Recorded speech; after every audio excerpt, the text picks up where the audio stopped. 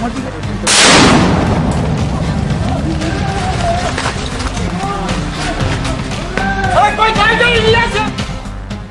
পুনরাবৃত্তি আলিপুরদুয়ারে বোমা নিষ্ক্রিয় করতে গিয়ে বিস্ফোরণ আর তাতে মৃত্যু এক বম্ব স্কোয়াড কর্মীর। 2006 সালে একই ঘটনা ঘটেছিল লালগড়ের ঝিটকার জঙ্গলে।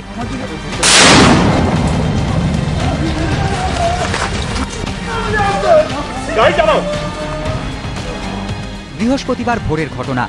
আলিপুরদুয়ারের চৌপথিতে টহল দিচ্ছিলেন স্থানীয় পাহারাদাররা।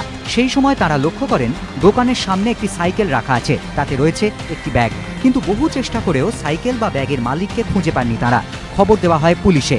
ব্যাগে বিস্ফোরক রয়েছে অনুমান করে ব্যাগ সহ সাইকেলটিকে পাশের মাঠে নিয়ে যায় পুলিশ। কয়েক ঘন্টা পর শিলিগুড়ি থেকে পৌঁছে বম্ব স্কোয়াড। ব্যাগটিতে বোমা মেলে। এরপরই বোমাটি নিষ্ক্রিয় করতে যান বম্ব স্কোয়াডের কর্মীরা। তখনই ঘটল অঘটন।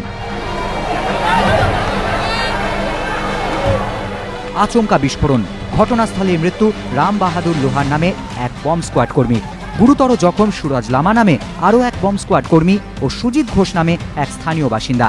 আহতদের স্থানীয় হাসপাতালে ভর্তি করা হয়। ঘটনার নেপথ্যে বম্ব স্কোয়াডের কর্মীদের গাফিলতির কথা স্বীকার করে নিয়েছেন জলপাইগুড়ির পুলিশ সুপার। নিজের পুলিশ রিস্ক নিয়ে বোমটাকে তুলে মাঠে নিয়ে আসা হয়েছিল। ওখানে এরকম হ্যান্ডেল করতে গিয়ে একজন আহত হয়েছিলেন আর একজন মারা গেছেন। এটা এক্সপার্টের এফএসএলকে জানানো হচ্ছে। ওনার সঙ্গে আমাদের কথা হয়েছে। টিম আজকে না কালকে চলে আসবে।